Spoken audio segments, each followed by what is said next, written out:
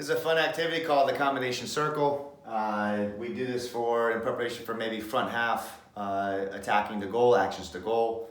Just get players thinking about combination play within groups of threes. So let's say these are the two balls. Two players start in the middle. Everyone else starts in a circle.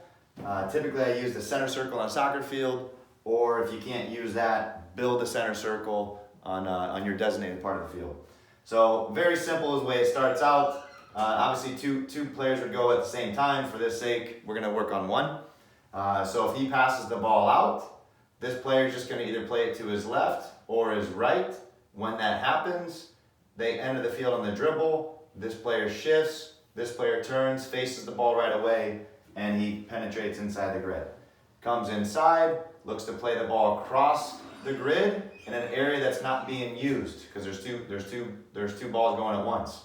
And again, if he plays it to his left, they can come inside the grid. He moves over, he turns, faces the ball, and backpedals off the field.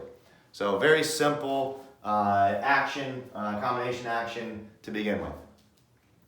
Phase two could be, now we look to play the ball, and then we run at the ball, and then these two come up and in a little bit, and we now do a wall pass, comes around, plays the ball back, and he enters the grid. In that case, he'll turn face, he'll come back. So again, now we're going out the other side.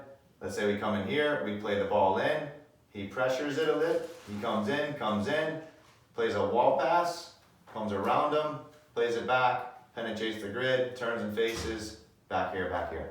So simple way to implement a wall pass opportunity within this action. And again, both walls will be coming at once. So 4 players with another 4 players, that's 8 players working at once. So there's not much room to be out of focus or time to be out of focus for all players. Everyone should be on their toes at all times. Next one, simple overlap. So when we play the ball here, okay, he can play the ball to his right or his left again. So if he plays the ball to his left, he's going to come around. This player is going to take his first touch inside, and as he comes around, he's going to lay them off, and now he's in the grid. This person would go back home, this person would come over here, and he would dribble across or take a few touches and play it out to start the next activity. Again, let's say he plays it this way, takes his touch in, comes around him, plays him for the overlap, he's in, comes back, we're live. So typically with the higher level players, the way it would look would be ball in, one touch in, comes around, lays it off, and by this time this player should have been scanning the field. So when he attacks the ball, it could be a one-touch bounce already. One touch here, again touch in, comes around, lays it off. As he comes up, one touch ball here. And again, they can attack any part of the grid they want as long as it's not being used from the other ball. Finally, another action.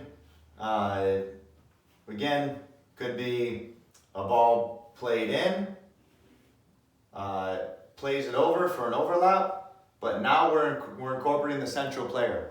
So now instead of taking a touch in, it will be a pass inside to the central player, who then lays the ball off to the player overlapping the ball.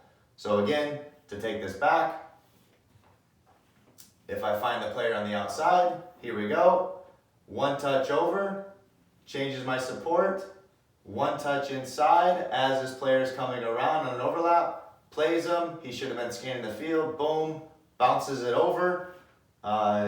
Next action again would be bounce it one way. This player would have to adjust his angle, knowing that the overlap's coming around here, bounce it inside, bounce it in front of him, and now we're attacking the other part of the grid.